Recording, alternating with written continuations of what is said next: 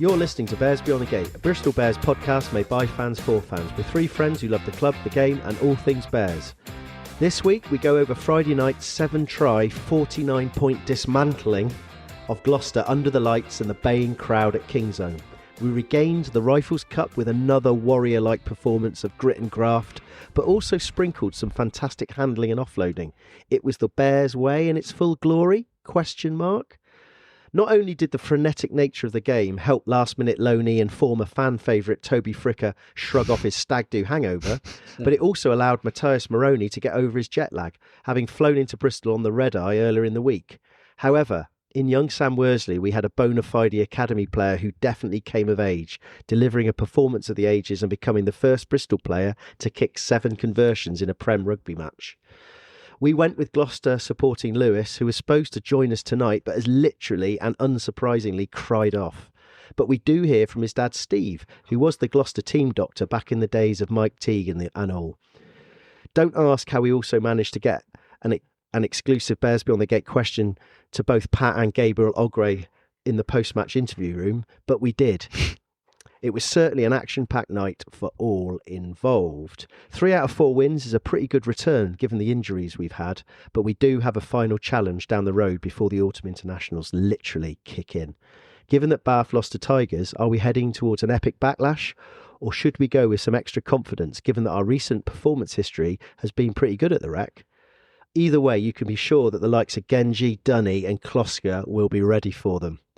I'm Pete and I'm joined by Miles and Lee for a cheeky beer and a bit of rugby banter at the Bristol Beer Factory tap room. Well, boys, that was a long intro. Oh, wasn't it? It took me a while to write that this afternoon, but I just felt... Now, I was falling asleep. Well, mate, I felt like there needed to be a lot to be said to set up this pod because a lot of things happened. Not least, and mate, I thought, having been there live, and it's always a bit different when you're there live rather than watch it on telly, that it was a really, really good night, a really, really good experience as an away fan. Better than last time, obviously, because we got absolutely hammered the last time we went to Kingsholm. But it just felt like there was a lot going on in that game. And of course, it was in the balance, really, until last 10 minutes. So, Lee, you weren't with us, but you were watching it on the telly. So what were your thoughts? I kind of feel like when you were saying, "Oh, it was great to watch it live," you were taking a piss out of me a little bit because I was watching it on TV. No, I meant when you're actually at the game because you can't. Yeah, but you don't. No, what I meant was you can't hear any of the commentary. You can't see what's going on. Yeah, no, I'm only joking because there was a lot going on. We couldn't see what the TMO. Again, they didn't say anything to the crowd about any TMO decisions. Yeah. There was no comms with anyone at all. So it's that. What I meant was it's that kind of different angle that you have. Mm. And sorry, what was the question again? What was your impression of the game? My impression of the game, it was a game that was right. Equally, I mean, it was a game that was 2 sides that were absolutely down to the bare bones of players left.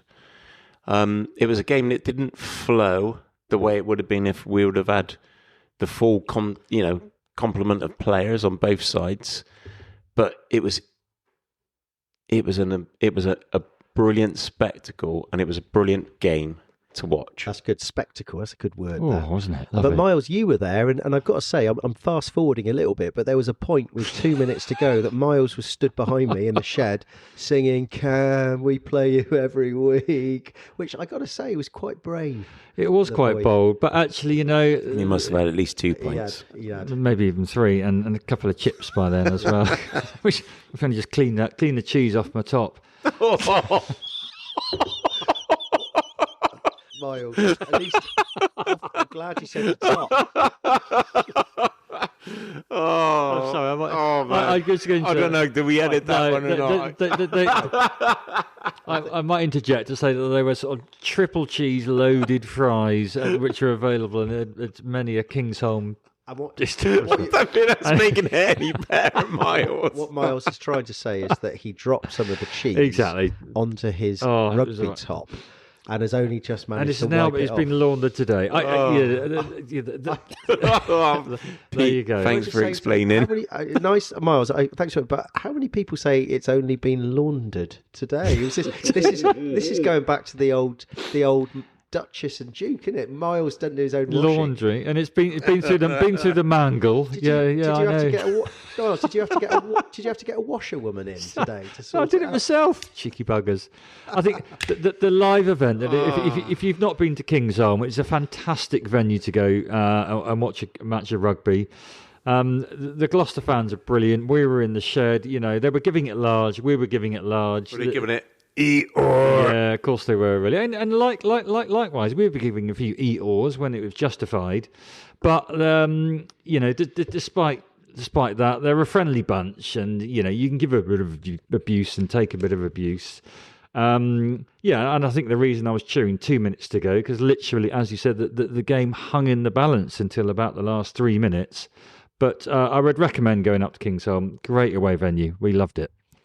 Yeah, no, it was good fun. There's a lot to talk about, and I think we'll get onto it. I think there was a reasonable kind of number of Bristol fans there. It's hard to tell when you're in the shed because you get dotted around. I mean, I don't know what you thought, Lee, on telly. Did it sound like there was a bit of Bristoling going on at times? To be honest, on the TV, you couldn't really get a lot of sound from either perspective. It was. I mean, you could tell there was noise, but you couldn't really distinguish what was Gloucester and what was Bears. I mean, I think that's part of the reason it was tense. So, so we all went. Miles, me, and Lewis, and the girls went on the train, and Tony as well. And Tony, of course, TC came with us as well. Apologies, and we did the whole kind of away game experience. A few tinnies on the train, straight to the Pelican, a few beers there, then to the Kingsholm Inn, then in the ground.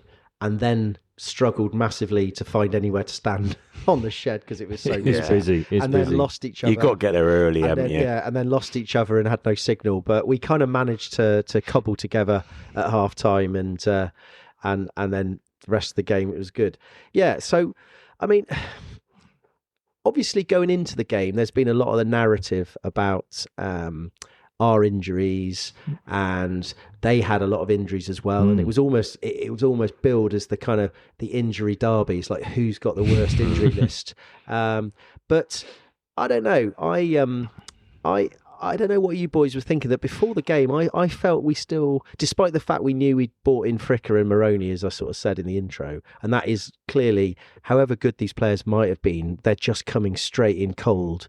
And it's not going to necessarily help your connectedness. I don't know what I thought we're going to have to go to a pragmatic forward game, and I was kind of confident because I thought our pack is the one area that we haven't really got any problems with at all. So I don't know what you thought, boys, before the game. What were your expectations, Lee? Well, I was really optimistic. I have to admit, I looked at the Gloucester squad when I saw Tomas Williams wasn't playing. That was a big plus for me. And I thought, actually, when I looked at their team and our team, I thought, I think we're going to win this. And I did say to a couple of people beforehand, I think we win by at least 6 points. Miles? I was optimistic. I mean, our starting 15, I think, in the last couple of matches has been pretty decent. That could, go toe-to-toe with anyone in the Prem. I was a little bit worried about our bench. You're absolutely right. I think that we needed forward dominance, and I think we'll go on to discuss the game, whether that was apparent or not. But I think they stepped up. Apart from, I think, Ellis Genge, that was pretty much the first team we could have put in the pack. And they were brilliant. The set plays, their line-outs were great. The driving ball was just worked a treat, and it overpowered Gloucester. You're right. I think we were a little bit worried about some of the backs and the loan signings we had in. And absolutely, there's been no time for them to sort of click in. I know you could argue that Oscar Lennon and Fricken have played the Bristol way many times before, and they know the sort of system. But certainly they're not prepared to sort of go toe-to-toe with Gloucester for 80 minutes and pat on the back. We did a job on them. Well, look, I mean, I agree with you. I think it was one of those games, it was hard to call beforehand. But before we discussed that game, we did actually get a chance to speak to a Gloucester fan. Obviously, last week we talked to Ed from Cherry Jam. who had given us his thoughts on the game. But we actually managed to grab someone just before the game, and it was actually Lewis's dad. And Lewis's dad, Steve, he is retired, or apparently not retired. He still works one day a week. Retired A&E consultant in Gloucester, been there for 30 years. And he, in the kind of amateur days, the 80s, was the team doctor for Gloucester. Voluntary position, sort of in the days when there was some real filth going round. I bet he had to deal with a lot of blood injuries And then. A few blood capsules in his bag. Who knows? But no, that's Harlequins. I know, exactly. Miles. But He's so naughty, isn't he? yeah, he is naughty. But the point is, we met Steve before the game, and he's been watching Gloucester for 30 years, and he's still a massive fan. So we thought, well, let's get the chance to, before we all walk in the turnstiles, let's see what Steve's thinking. Before it all goes wrong. Yeah. Before it goes. So let's have a quick listen now. So I'm here at Kingsholm, just outside Kingsholm Stadium, with Lewis's dad, who has got connections with Gloucester. So, sir, could you tell us all about yourself? Yeah, I'm Steve McCabe. I was asked to help out at Kingsholm back in the amateur days of 1989, when the club doctor of the time wanted to pass it on to a younger man. So I took it on for about 10 years in the glory years of the 1990s with Mike Teague and Ludovic Mercier, and those were happy days.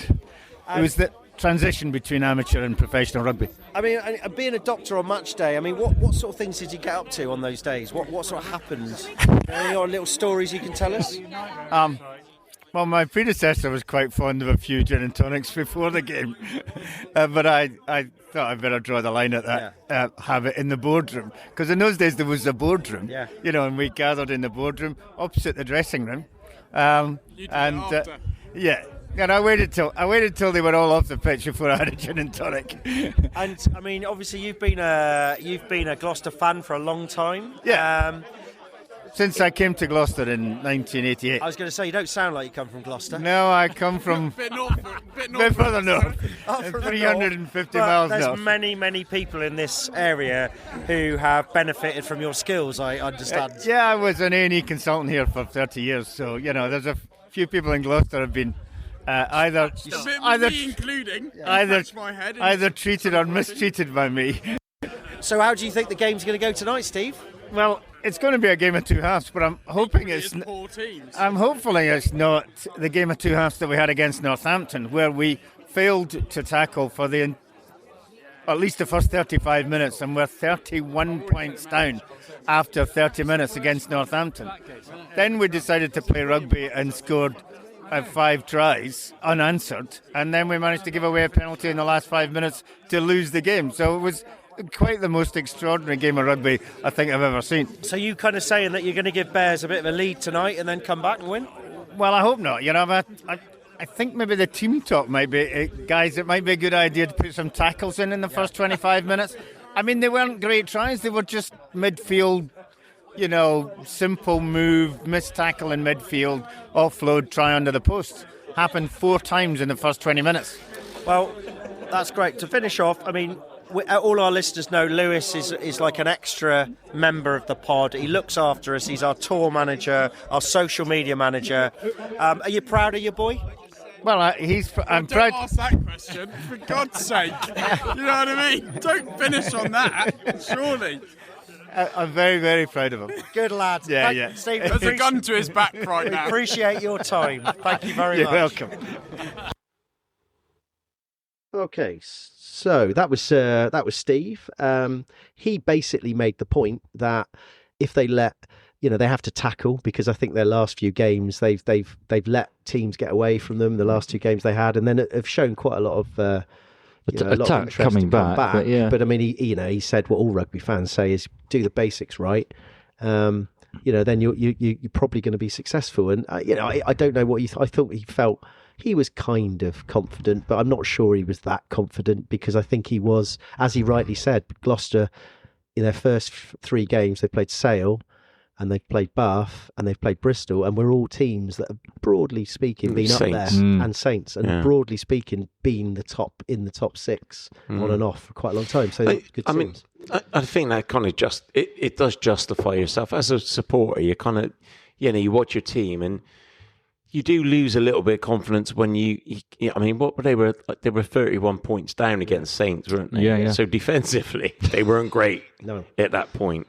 I know they had a brilliant comeback and ended up losing the game gallantly, but it just kind of just erodes your kind of faith a little bit, doesn't it? So it wasn't like that, though, because obviously at half-time, it was 21-20 to Bears, but that's not really necessarily the story of the half, and it was a pretty frenetic first half.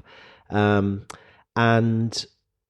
I don't know. I don't know, Miles. I thought we were pretty happy to have taken a 1-point lead.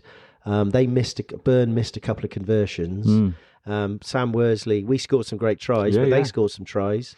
And quite early on, Ollie Thorley went off, and I mean that looked pretty bad. We didn't really see it on the. I mean, I know you told us, Lee, that it was pretty bad, and then I watched on replay today, and he basically just went in high. I mean, the trouble is he went in high, and like, if you go in high, you're in trouble. And he obviously got knocked clean out, but I think it was Moroni, wasn't it? I think so.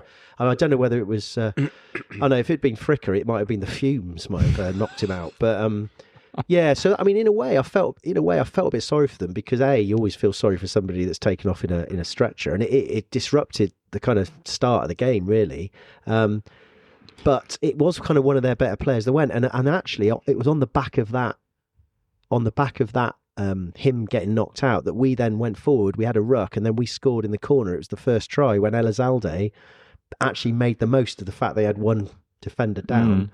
And then popped it up to Worsley, who scored in the corner. So it was kind of a bit unlucky for Gloucester. They lost one of their better players, and at the same time, we scored a try because he wasn't in the back line defending. So, yeah, it was. I mean, from that moment, it was a great start for us. It's it kind of is exactly what we wanted to do. We wanted to silence the crowd a little bit to get off, because it didn't happen last year we were 20 points, we were about 25-0 down in about 5 minutes, weren't we? So good start, I thought. It felt like a fair result at half time, and you're right, I think we were cock a hoop to be, despite only 1 point ahead based on last year, extremely happy fans to go in up. I mean, it didn't help Gloucester the fact that Rossburn missed a significant amount of his kicks to post and penalties, and that helped us somewhat, otherwise they would have been ahead. But we scored some great tries. We had the Worsley try, the great maul try from O'Grey at 24 minutes, and another sort of huge gap that Fitzy ran through, didn't he? That solo try. So I thought there were three greatly worked tries, and I think we definitely deserved to be ahead at half time. That Fitzharding try is quite interesting because initially the narrative was, that's terrible defending from Gloucester. They just basically... Alamano got... It was Alamano. Pasted, didn't he? He got pasted, but actually then when you look at it, it was... I'd say, is it one of those ones where it's bad defending, or was it actually... Or a great really creative move? Or is it a bit of both? Because when you looked at it again, Alamano Mata was decoying, and he had two people. And he was kind of caught in between, and I thought it was a clever move. Yeah, we were a little bit biased, but I thought it was a well worked forwards try, which we knew we had to dominate up front. Came off quick. It came off quick. Although I think one of the comms said he's a massive bloke. He should have just hit somebody, and he didn't hit anyone. Yes, true. That's true. Yeah. I mean, we should say we were terrible under the eye ball, though. Ooh. I mean, we were terrible, but equally Gloucester were brilliant. I mean, Ben Loader was catching. He was like anything, wasn't he? Spider-Man, wasn't he? Yeah. I mean, he was brilliant. He was the Ben Loader that we remember. Remember we watched? London Irish. He was great, wasn't he? Yeah. And I just thought. I thought it could be a long night then. It was quite, because that was in the stands. That was one of the, like, when you're trying to remember stuff that happens, that was definitely one narrative that I could remember, that they were doing a lot of box kicking and we were getting nowhere near catching it. I think we maybe caught one of them. Yeah. But then when I went on the replays, it was actually it was everybody. It wasn't just one person. And they all dropped waddle. And actually a few of them, it felt like we were too far back. And they were the ball was holding up, and they just weren't getting in position early. And then then you add in a Will Joseph and a Ben Loader, but it did kind of feel like that was the way the game was going. And And I just thought, this is, we need to tighten this up because this is clearly what they're going to do. They're going to put us under pressure. We're going to make mistakes, and we know that they've still got some pretty fast backs that can exploit that. So it was there were some really good turnovers as well up to that point. Fitz, brilliant turnover. Luatua as well. You know what I mean? So we did a lot of good stuff. 100%. And this is my next point. I thought, but not in the high ball. No, not yeah. But I think this is my next point. I thought we played really well in the first half, in the sense that there was a lot of hard work was put in by the forwards. We were competing.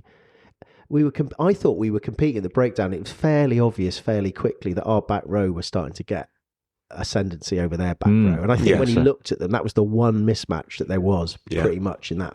They had some pretty young lads, and that came across on the TV as well. I think, but. Even having said that, it still wasn't like a really. Do you know what? We're gonna at some point we're gonna kick on now and beat them. It was really. It almost felt like we scored, they scored. We scored, they scored. You know what I mean? It was so top and tail. I mean, it was like that. Yeah, the whole game, wasn't it? Until 10 minutes to go. And I mean, of course, TNT will be wetting themselves over that. They they were absolutely loving it, because that's what they want people to see. They want neutrals to see a ding dong game. They want to see Warriors going in. I mean, I didn't think there were that many mistakes from either side.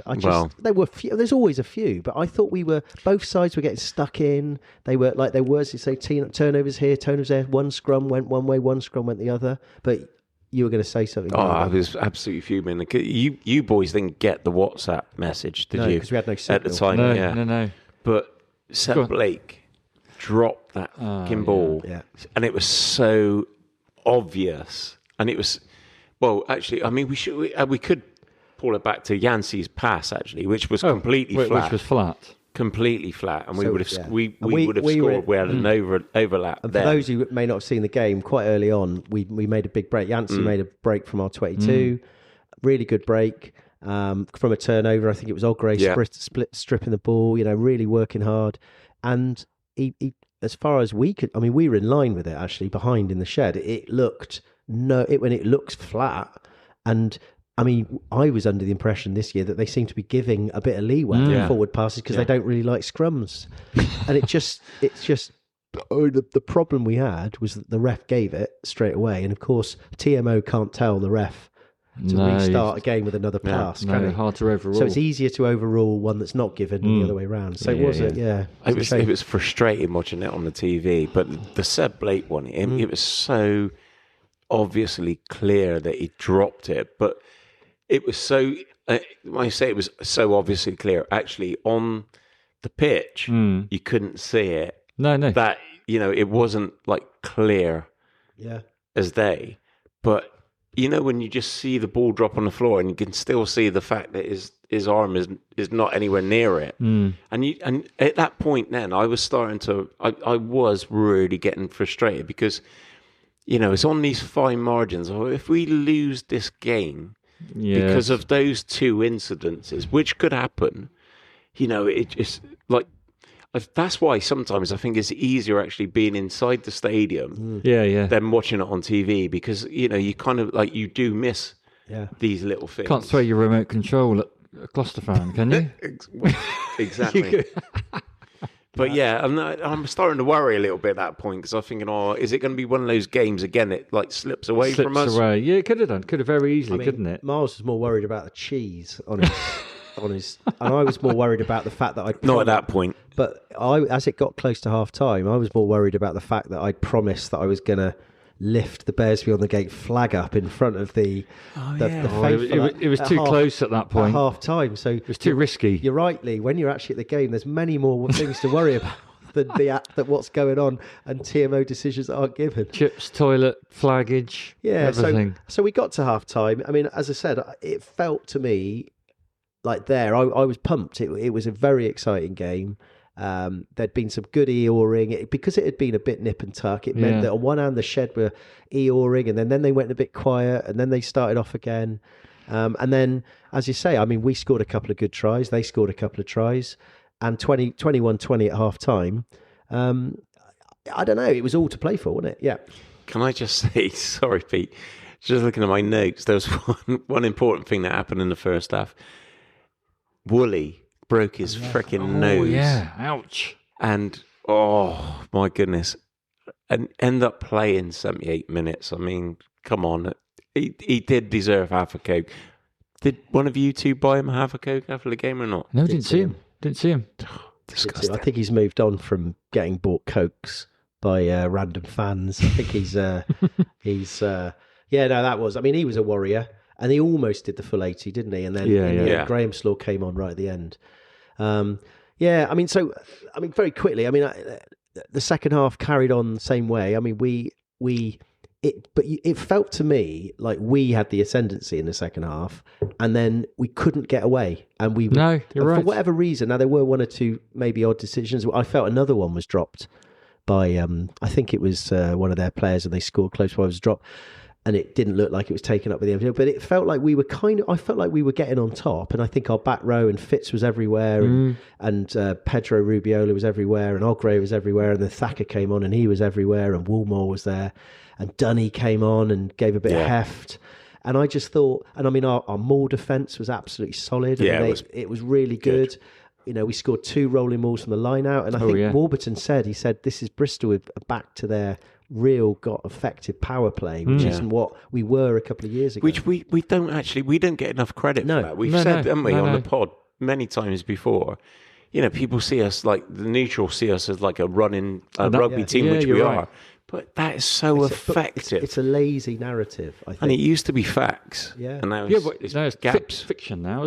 You're right. I mean, you know, it just proves against a decent sort of Gloucester pack, those 2 driving wall tries were just relentless power, weren't they, from the back, the forwards and the backs getting involved. And I'm not sure there's many teams in the league could have stopped that.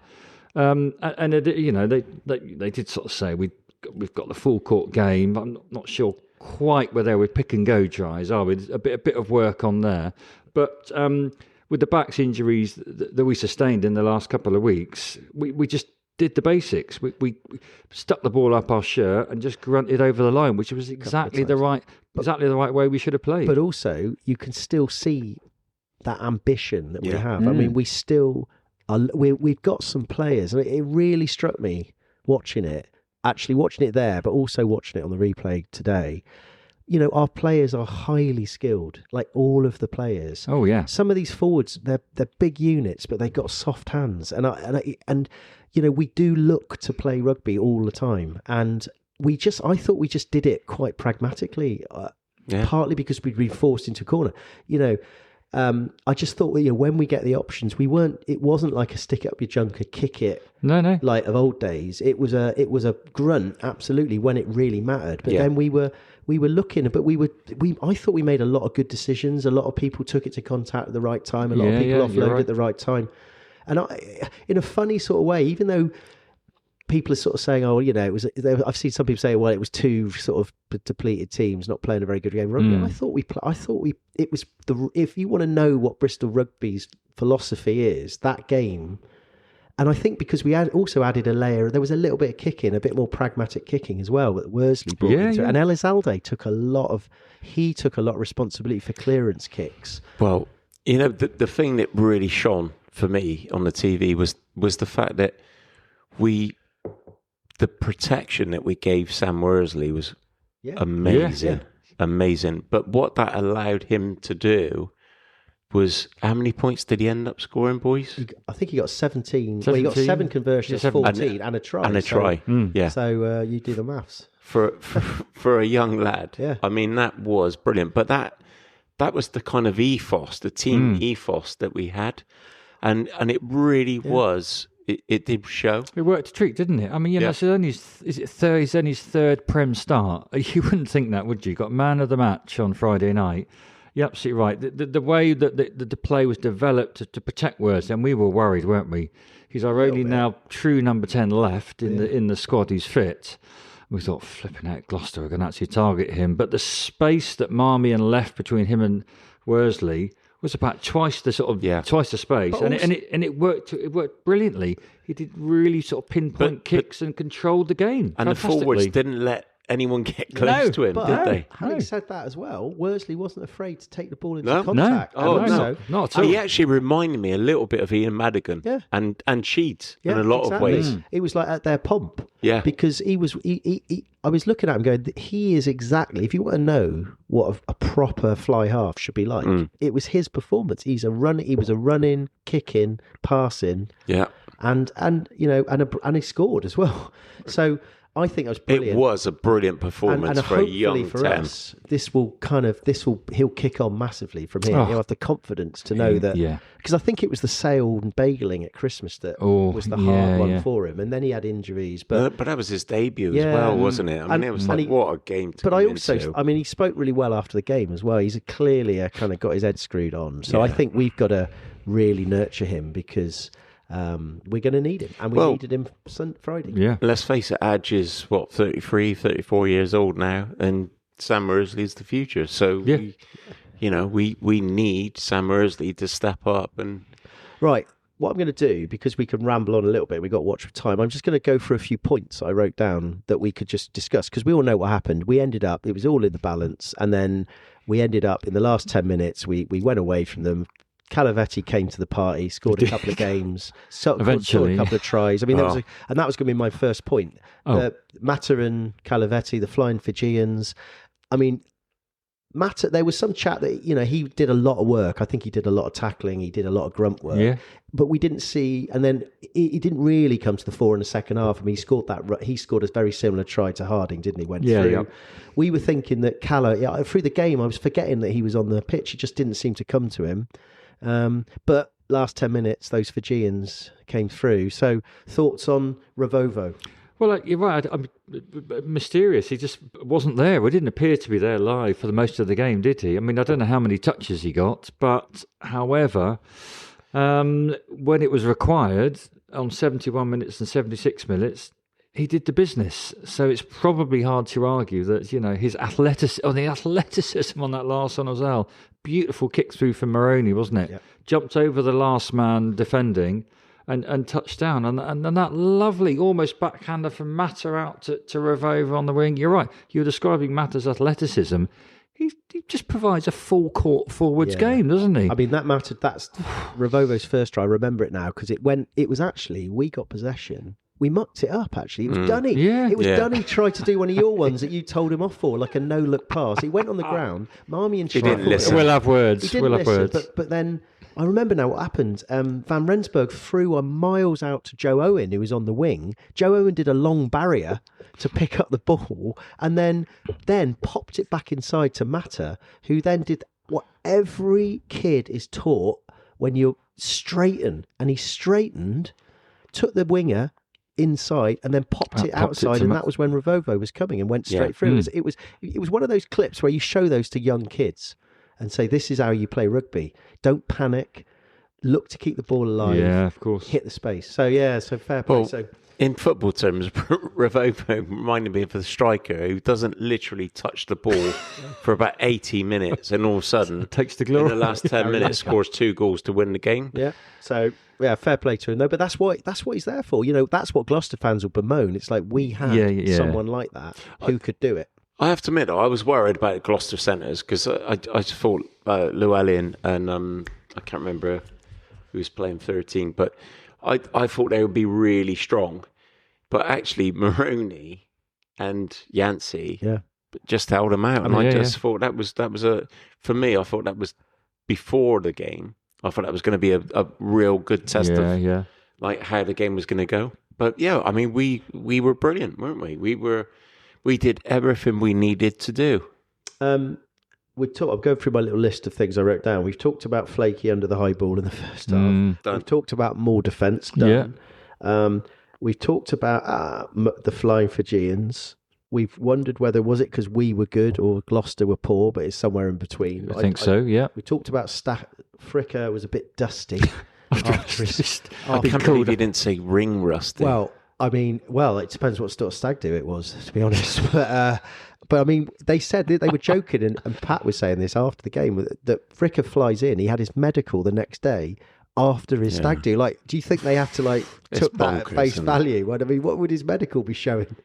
Alcohol levels. Alcohol levels out of the scale. 3% blood, Yeah, so 97% alcohol. But actually, I Yeah. mean, Fricker made. I thought, considering the guy had come in on the last minute and then came on second half. Well, he came on at beginning. Sorry, just towards the end of the first half for Max Pepper. I thought he played well. I thought he looked solid. Do you know what? There was he got a little bit of stick on someone on the fans forum, and I just thought, come on. I mean, that's I agree. I think they might, if you were a Norse, No. if they were Norse, I think they scored a try in the corner in the second half, and it was his wing, but he'd been the other one, and he was a bit slow covering up cross. Yeah, and someone had said that we got rid of him because of his defence. Well, actually, I think that's being ultra critical. He was pretty solid under the high ball. I thought he did a job. Maybe he's put on a bit of timber, but I thought ultimately he's come from a stag do, flown in, done us a massive favour, and he did enough.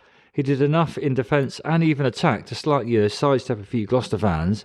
I don't see the problem with his play based on the lateness of him arriving on Friday night. Okay, just to finish off then, I think two players need worthy of mention. Miles, I go to you. Yeah. We've talked about it on and off, but let's just take a moment. Bernard Yancey van Rensburg. Comments? Absolutely amazing. I mean, how can you not have him in your side? His defence and his attack, he was literally, we used to sort of describe him as a sort of crash ball, our sort of crash ball expert and crash ball merchant. I mean, he used to, he's taken over that mantra, and every sort of TNT commentator absolutely wetting themselves every time he touches the ball. And I get it why. His defence is great, his attack is brilliant, and his just work rate around the pitch, it's just 11 out of 10 on every game. Yep. And everyone, I think wants Yancey in their side, and we're so lucky. There was one carry in the second half. It was the carry that led to the Mata try.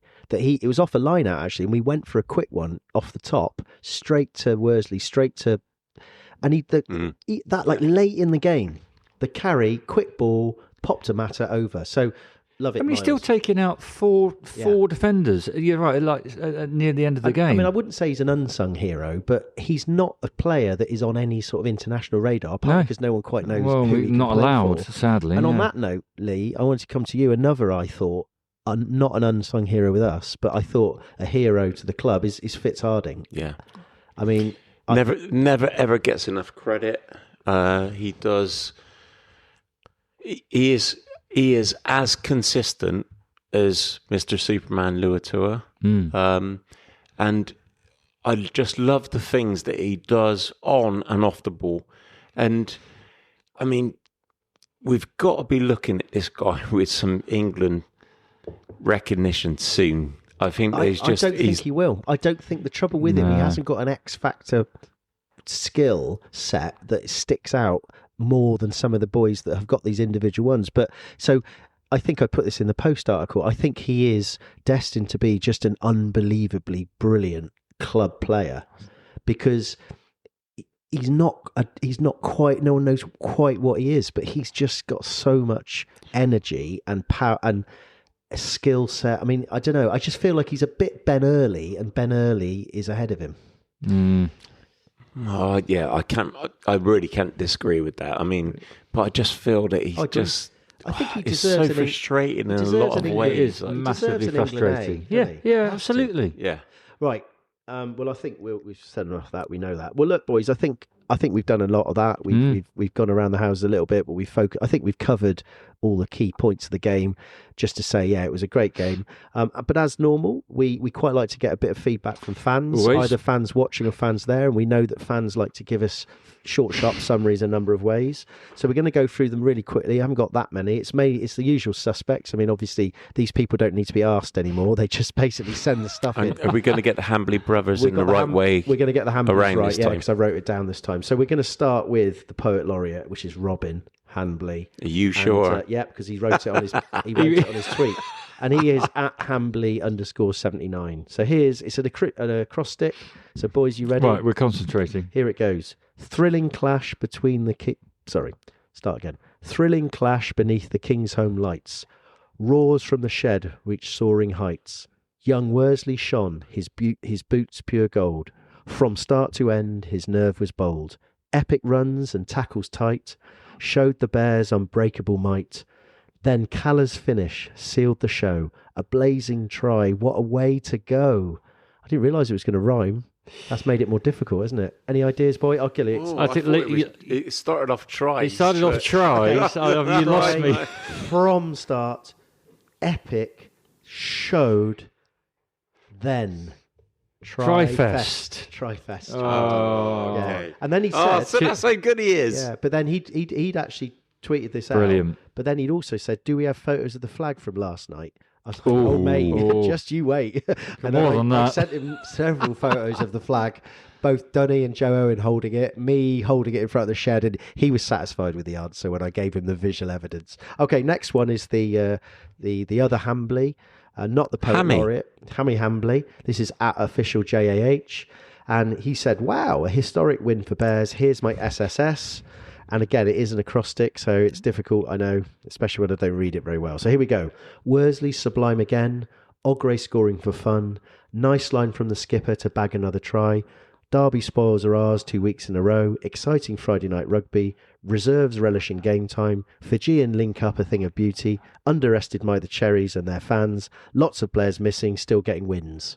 Wonderful. Wonderful. Absolutely. Oh, yes. So that's it was Wonderfest. You could see you could see why Robin's the poet laureate, because he makes his rhyme. No, I don't know. I mean, Right, we're going to move think on. they're both equally good. We're going to move on, slightly shorter ones now. Our friend Debs, K-Town, she's Music Life at Funky House R&B.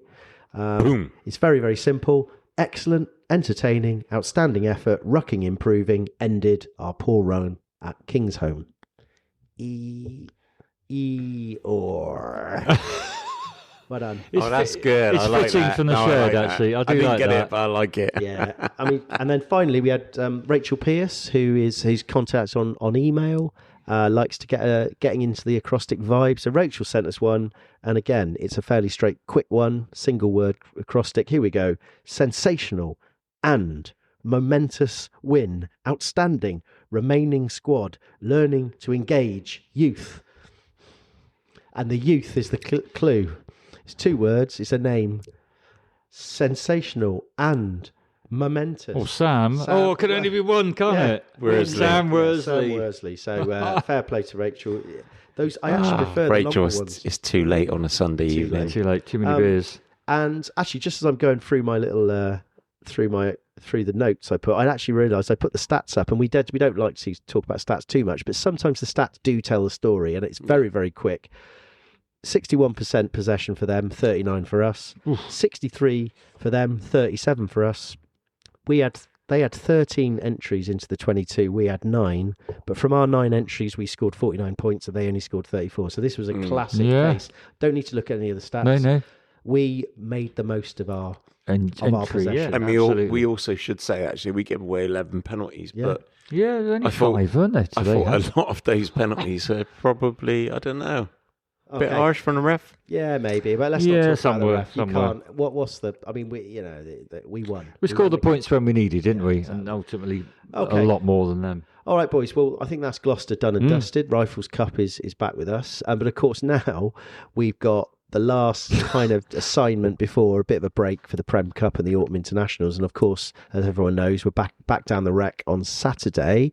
Now, a little bit of extra context to this was the fact that Bath lost their unbeaten run. I mean, it was a Thanks bit to laughable. Billy Searle, ex-Bristol boy. Absolutely, a bit laughable that a lot of people have been saying last week, they're going to go for Yeah, the season without losing, the Invincibles. And of course, in rugby, I think that's quite a difficult task. I think that's quite pretentious Yeah, as well. and I don't necessarily think it was Bath fans saying it. I think it was just pundits. It's a pundit thing to say. But anyway, of course, they then promptly went and lost their unbeaten streak at Tigers, and it was an interesting game. But what I thought we would do is get in contact with a couple of our kind of friends. We would call them our pod friends.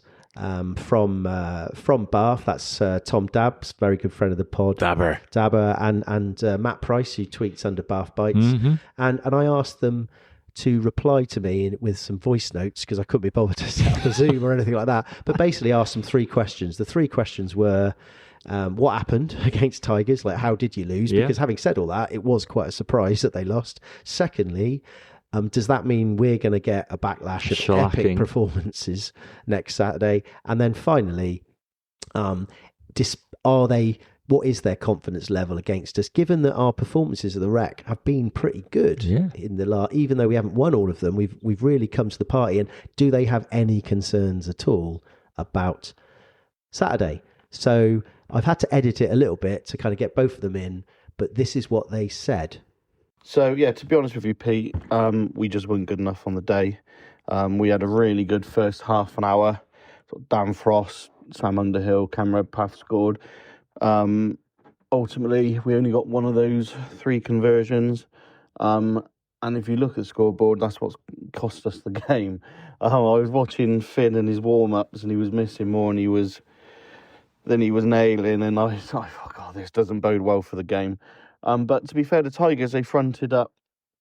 They kept in the battle. They always hit back when we scored, whether with a try or putting us under pressure. I mean, we gave away countless scrum penalties in the first half. That's something that we've not done for 2-3 years now. It's the worst we've scrummaged for a very long period of time. Every single scrum, it was boom down, or we're being driven off our own ball. When you got a front row that includes a British and Irish line, you don't expect that, and it's not good enough.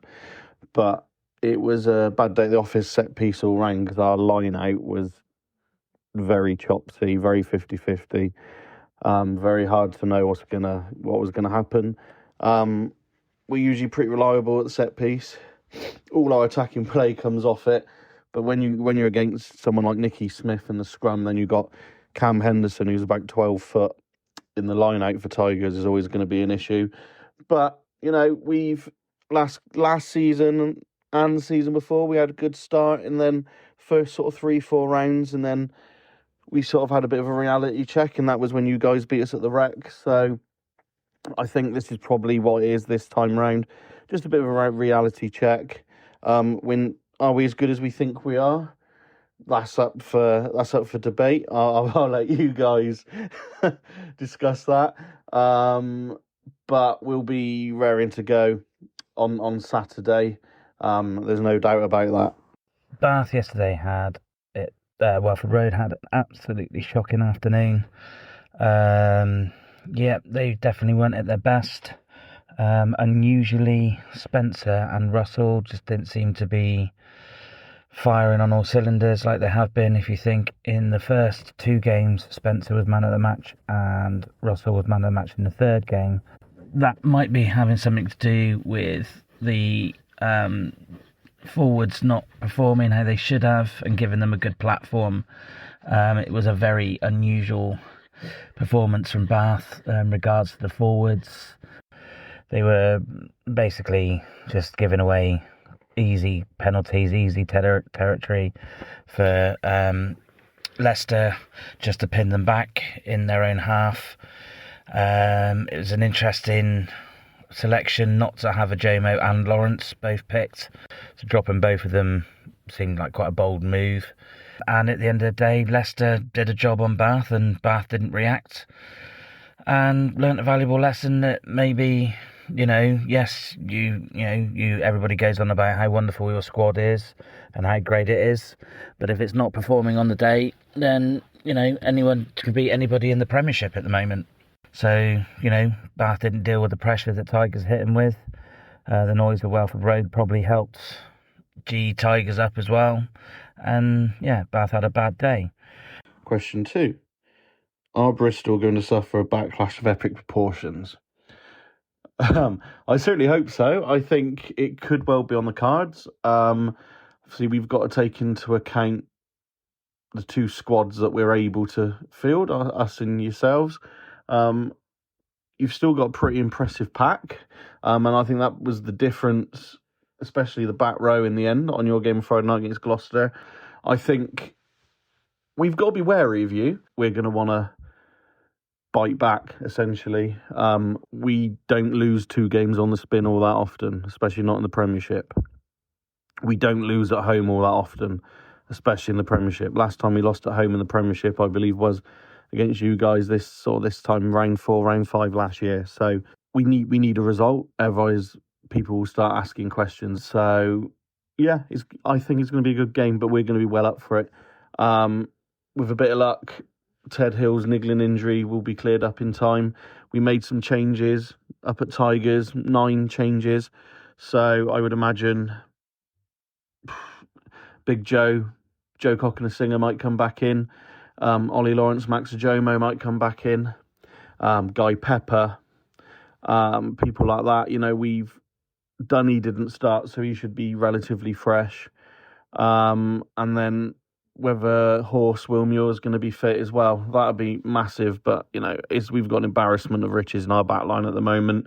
I'm hoping the Wreck's going to be rocking come 3 o'clock on Saturday, but I've got friends that support Bristol, yourselves included, so I'm sure there'll be a bit of niggle all week. But I would fully expect a Bath backlash, and I would accept nothing less. Coming on to next week, we know that Bristol have a good record against Bath since they came back up to the Championship. They've, beat us more times than we would like, and seem to want the games at the Rec, seem to want to push Bath and have the belief that they can beat Bath at the Rec. Obviously, that's a little bit concern, but after, such a poor performance against Tigers, maybe, that was a kick up the backside and they'll come full force, fully loaded against Bristol next week and actually show everybody what this great squad can do. I think it's just one blip. We were 3 for 3, bonus point tries in the first 3 results. And we can just basically take it as a lesson and, don't show any complacency and get the job done. But it will be very interesting game next week. The one advantage we have is the vast amount of injuries that Bristol have. And that could be a benefit. But again, if you go in complacent against playing an understrength team, that can come back and bite you on the ass. Question 3. Do Bath fans worry about Bears' record at the Rec? Short answer, yes, but not publicly. It's always a worry. We've not had the best of records against you guys, but I would hope that we could back up the semi-final performance from last year with the respective benches and players that both teams have got available to them. We should have enough over the 80 minutes, but it's a derby, and I don't know what it is about derbies. It doesn't matter what form we're in. Form just goes out the window, and there's always something about Bristol coming to our patch, doing a job. And to be perfectly honest, I think you guys in the past have wanted it more. And I'm going to say something quite controversial, but I think we still see Gloucester as our biggest game, especially at Kingsholm. And obviously you guys see us as your biggest fixture, especially at the Rec. But there's more niggle with Bristol and Bath. And that was evident in the lead up to the semi-final. Now, that for me, that took some of the shine off of the occasion. But it is what it is, We're a tribal society, but any sport is going to be tribal, isn't it? So, yeah, the short answer is I certainly do worry about the Bears' record at the Rec. Do others? I would say that they secretly do. Are we worried about it too much this time round? Yes and no. I think if we had won up at Welford Road on Saturday, we'd be a little bit more confident. But in all due respect, if we don't beat this Bears side with the names you've got out, then there's something seriously wrong. But we'll see what happens. I think it's going to be a great occasion. It always is. But yeah, hopefully Bath will get the job done. Okay then, boys. So they're the boys. I mean, they were pretty disappointed about the Leicester result. I think they probably agreed that you do need a wake-up call sometimes. And ironically, they mentioned the fact that their wake-up call last season was when we beat them at the Rec around the same sort of time of year. So in a way, it's annoying that it's happened a week before. But also, I think, as they both pointed out, they would expect a response against us. I mean, they don't, as Dab said, I think, at the moment, the way they are, they don't lose 2 games in a row and they don't lose at the Rec. So I think it's we know full well. And of course, they've got 8 players or so that that are going to come back. Yeah, We're talking rested. big players like Ajomo, Lawrence, Pepper. They're going to throw all them in. So it's going to be a tough day, but it's a derby. And also, we have the one thing we don't have any real deficiencies in is our pack. And our pack have proven that they can really muck it up. They can really get dirty with the best. And I think your Gloucester pack and your Exeter pack will agree that we have got it. And of course, rugby's a strange game. If you can get some sort of momentum and you can pin them back, who knows? But it's going to be a massive task. And it's also a big thing as well. Remember, we lost to them in the playoffs. Yeah. In the semis. So I mean, we've a lot of the boys that are in our squad. I know we're depleted with injuries, but a lot of those players, that i.e. Dunny, is one. It's a big game for them. Yeah, and this is the point that they're saying that it's Bristol. It's bigger for Bristol than it is for Bath. Of course it is. So let's go. I think all we're going to do. We know it's going to be tough. We think it's going to be forward dominated. We think we're going to play pragmatic, and we're just going to try and it's going to be like it's going to be a smash and grab. It's going to be a smash and grab. Has to be. So I'll go. Let's just do team selection. I'll do first five, front five. You do back row and half backs. Lee, you do the backs. The back five. Okay, here we go. Genji's obviously back. Genji's been rested. Genji back, number one. He is going to be pumped. Genji's going to be in some anger room all week, pumping, and he's going to hope. It's going to be. It's like Hartcliff people right in front of his face. Do you know what he's going to do? Little Bath faces on those weights up at the HBC. He's going to tweet out and say, I want anyone with a Barber jacket to come down to the walk-in, and I want you to shout at me and abuse me. Because that's what happened last time. That's what Dunny said. He did, didn't he? And that's what we want. Come and abuse me. So, Genji, Ogre, I mean, we're all assuming no injuries now, but Ogre, I think now is established our number one hooker. Yeah. Oh, yeah. And he's confident, and he's playing darts, brilliantly. Brilliant darts. I mean, he runs a rolling more well. So, Ogre, and then three, I think Gloucester. I think we've got to start with the local boy. And Gloucester and Genji are just going to be scrapping on the coach on the way in. Well, and also it means something to Gloucester. It means It's huge. And he was immense in that semi-final first half. Yeah. Now, this is where it gets controversial. I mean, Batley obviously has to start. Again, we didn't really mention Batley, but he's just a great player. Yeah. I did mention him on Twitter, I have to admit. Just a great player because we just get so used to him being such a great player. He did limp off a little bit because Dunny Joe Owen came on. But I'm going to make an assumption, and this is that Batley is fit and he'll start. If Batley's not fit, then I think Dunny 100% will be in there. Mm-hmm. I think Rubiolo will play because, again, the guy needs some beef. Is an absolute beast. He did another 80 at Gloucester. This guy just does 80s against anyone. An animal. And I think Gloucester, Genji, and Dunny are going to take Rubiolo to one side, and they're going to give him a little lesson. Teach him the dark arts of Bristol Bathness. Yes, just going to say to him, "This is you." They're going to show him the first half. Dunny's going to show him the first half and say, "See that try that I scored? That could be you." So I think Rubiolo. So I hate to say this, but it's going to be Batley and Rubiolo with Dunny coming on furious, pumped in the second half, like literally a man possessed. Scoring a try. Yeah. 2. And because Dunny told us, didn't he, at the end last time, that some of his mates that he went to school with, who he knew, are Bath fans, were all shouting and abusing him from the hospitality boxes. Dunny's going to make sure that he's warming up. And he's going to, when he warms up, when by the hospitality, he's going to bend over, isn't he, and pull his pants down in the first half, just to whip the crowd up into a frenzy. So, Dunny, if you were thinking about doing something, just giving you a freebie there. Right. I prefer Dunny biting a nose off. Yeah. Prior to the game. I actually prefer Dunny coming on angry, really angry in the second half. Anyway, so I've done my first. Okay. Fair plays. Right. So I'm going to go, I think 6 is got to be Captain Superman for me. I think Stephen Lewis, if fit. I mean, obviously, all of this stuff is, whether boys are fit or not. Yeah. So I would like to think that if we're going to Bath, Stephen Lewis is the type of guy that I want at 6. Obviously, Fitz is going to be 7 for me. Bill Matter, the beast, at 8 because we're going to need that bulk. And obviously, then we've got Kieran Marmion and we've got Sam Worsley at 10. So, I mean, quite an easy pick for me, that 5. It's funny that on the post-match interview, Pat said something about training, and he said that there are certain players at the moment who wear pink boots, and they're wearing pink boots to remind everybody that you're not allowed to hit them too hard. And I would say Marmion's one of them. Sam Worsley is definitely one of them as well.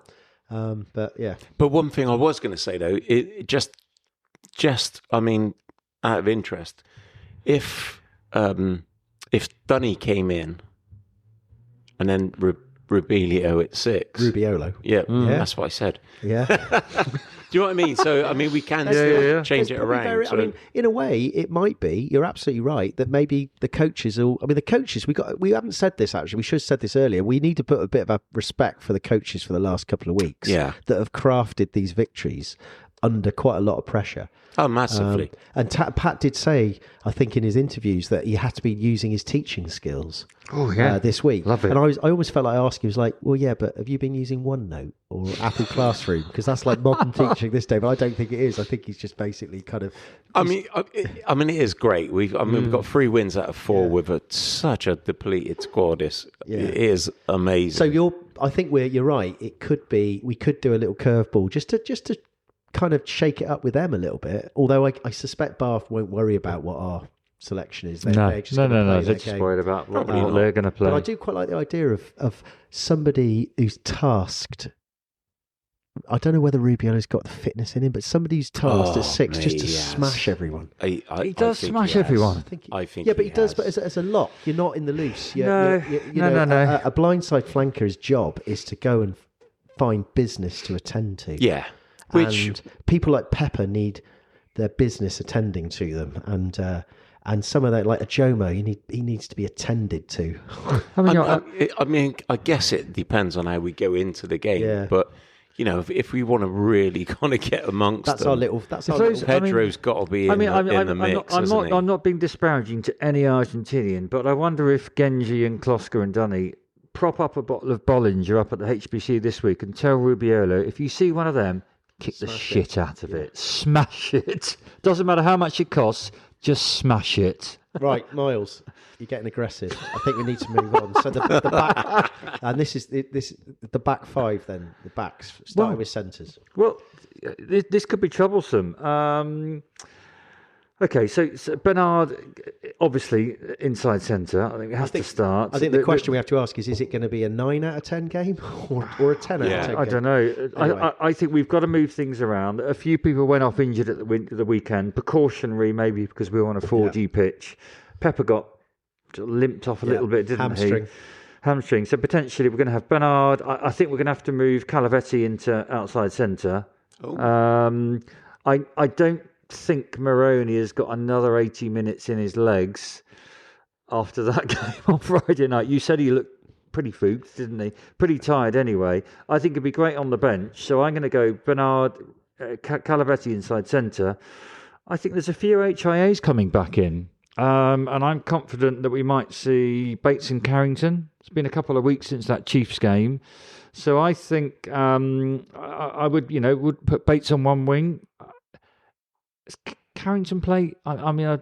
Can play on the wing. No, but he was playing on the wing when he got smashed. I think so. So I'm going to put Bates on one wing, Carrington on another, and then Elizalde, I think, has nailed down number 15. And then, depending on bench-wise, whether you go for a 6-2 or 5-3, you're going to have Lennon as backup, aren't we? Because Pepper's injured. So with Lennon on the bench, and potentially Fricker and Moroni on the bench, and then 5 forwards. But it's going to be tricky. I mean, I think that's the debate, is if Bates is fit, because he's obviously had a pre-season and he's used to all the systems, does Bates come back? Because he was 13 a couple of weeks ago. Yeah. But would you play Bates at centre and then Calavetti on the wing? Yeah. I mean, that's the thing. We're all talking about, like, we don't know about the injuries or players coming back. So all I can remember is that semi-final. Was it the semi-final when Calavetti picked the ball up and smashed Ben Spencer onto the ground? when he was on the wing. I do remember. And yeah, that yeah, just yeah. means I want him to stay on the wing forever. So, yeah, I mean, you're right. And I think it might be that Moroni may not get in because if Maybe. you do 6-2, You won't. you know, they'll say, cheers, mate, thanks for...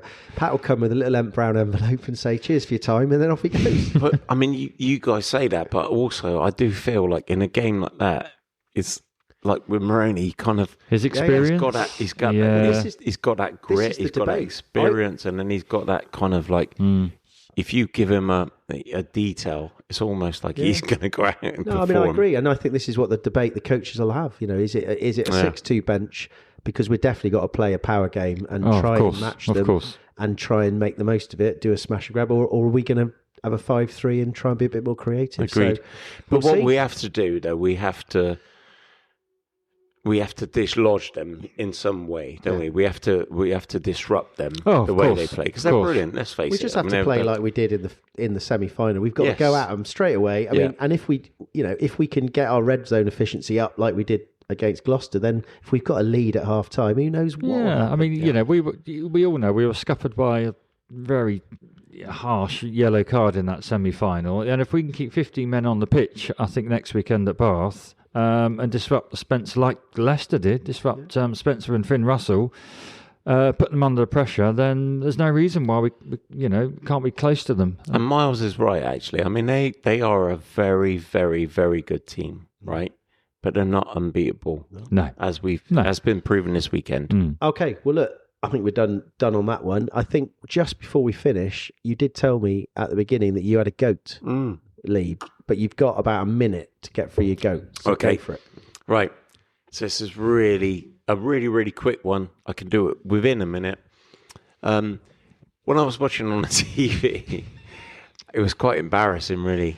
But I saw the boys come out on the pitch, and I thought, who's that number 10? Wosley. Who's Wosley? My goat was. Yeah, I mean, it was... J.K. Rowling character. It was embarrassing because... And it was nothing to do with what happened on the pitch, but whoever glued the old... the letters on the back of the back shirt. of the shirt. I don't know. Maybe it was assume- Stevie Wonder, I don't know. I assume we don't glue them on these days. I assume it's all done on some sort of machine. You'd like to think so. Well, but, clearly not. Clearly not. But these looked like they were... Do you know what I think? They were glued. And that was literally Worsley before he'd even stepped onto the pitch. Do you know what I think's happened? Is that it's a machine. It's like a laminator machine. Yeah. But you have to turn it on. You have to wait for it to heat up. Too first impatient, you think? before you do it. And I reckon somebody was too impatient and didn't wait for the machine to be hot enough. Thought it was hot enough, put the thing over it. It's like, I think these things are like slammed it down. It was just hot enough just to get a little bit of a grip For a minute. and then they came off. So I think I think there's been a machine operator issue there. Yeah, but they're going to get... But I have no idea. They're going to get a 1 out of 10 feedback on Monday morning, aren't they? It did. I know there was some speculation about it. It did raise questions about what sort of names would come up. Like, what would be like the worst letters to fall off? I know at some point Elizalde was, I think, Ella. But I mean, Lizard. I'm just thinking of Tony. I'm just thinking of Toby Fricker. I mean, if the R and the I come off, Let's just leave that one. Leave that there. Park that one, Yeah. Pete. Anyway, on that note, I think we need to give it a call. We'll see what the team will be as always through the week. It'll be a spectacle hopefully on Saturday. But Nee, you got one more thing to say? Yeah, just a massive shout out to the fans that are the Bristol fans that are going to the Rec. Like, the boys are going to need you in voice massively. So if we can really get that crowd going and, just get behind the squad and, who knows, we can achieve something great. Okay, so for those fans in particular, but all of you in general, have a good week, stay safe, and 1, 2, 3. Up the Bears!